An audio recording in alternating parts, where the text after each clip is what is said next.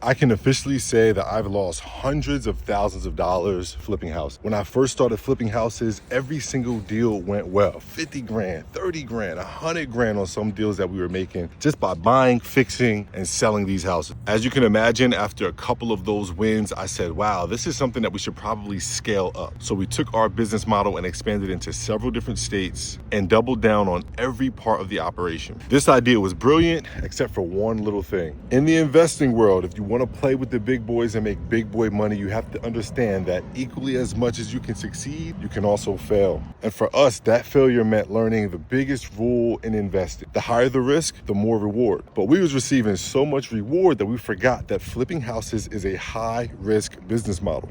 Spending hundreds of thousands of dollars to fix a house up and put it on the market in hopes that someone buys it depends on way too many uncontrollables. There's so many factors that can dictate whether a flip goes right or wrong. That was hard for us to identify because everything was going right. We had a solid contracting partner that knew our business model. We were in the perfect market for selling houses, which is post-COVID. And most importantly, we were doing enough deals to where if something did go wrong, we could cover it. But here's a few things we didn't consider could go wrong. Market shifts like interest rate hikes, which would have less buyers on the market, which means that our deals sit on the market long, which as a result created more carrying costs, which we never had to deal with running out of reserves because we always sold the houses quickly. And even if we didn't, like I said, we had money laying around to be able to cover those additional costs. But when you 10x your business and now you have 10 times as many flips as you did in the past, those costs become harder to cover, which is something we never considered when we started scaling up our business. Now, with all that said, it's very difficult to prepare for what was considered one of the most volatile and worst real estate markets in recent history. But this is why it's important to know what kind of business you're getting into. For us, it wasn't smart to get into house flipping as our primary income because house flipping as a business model is so high risk,